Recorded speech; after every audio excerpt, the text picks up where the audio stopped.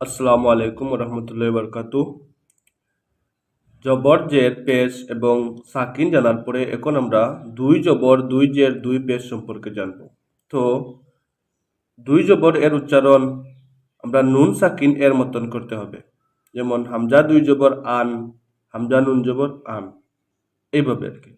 হামজা নুন দুই জবর আন, বা দুই জবর বান, তা দুই জবর তান, সা দুই জবর সান, জিম দুই জবর জান, হা দুই জবর হান, খা দুই জবর খান, দাল দুই জবর দান, জাল দুই জবর জান, রা দুই জবর রান, জা দুই জবর জান, সিন দুই জবর সান, শিন দুই জবর শান, সাদ দুই জবর সন, দাদ দুই জবর দন, ত দুই জবর তন, জ দুই জবর জন, আইন দুই জবর আন, এটা আইন, গাইন দুই জবর গান, ফা দুই জবর ফান, কাফ দুই জবর কান, কাফ দুই জবর কান, লাম দুই জবর লান, মিম দুই জবর মান, নুন দুই জবর নান, ওয়াও দুই জবর ওয়ান,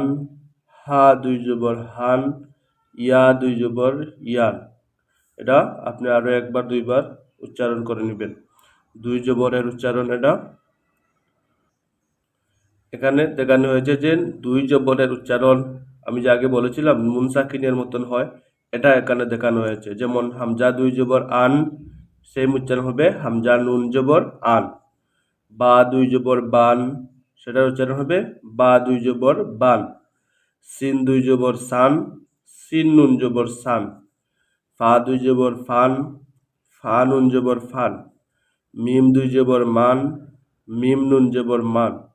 নুন দুই জবর নান, নুন নুন জবর নান। ওয়াও দুই জবর ওয়ান, ওয়াও নুন জবর ওয়ান। হা দুই জবর হান, হা নুন জবর হান।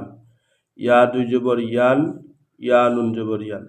তো এটা আগর উপরেরটা যদি আপনি পড়ে নেন, এটা যদি আপনি ভালো করে উচ্চারণ করেন তাহলে এটা আপনার জন্য অতি সহজ হয়ে যাবে। কারণ এটা উপরে যা দেখানো হয়েছে নিচে সেম এটাই বলা হয়েছে। এবং এখানে দেখানো হয়েছে যে হামজা দুই জবর আন এর উচ্চারণ হবে হামজা নুন জবর আন এর মতন।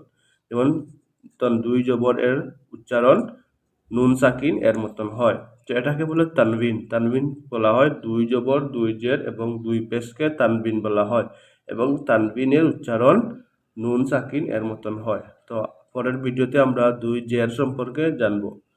আসসালামু আলাইকুম।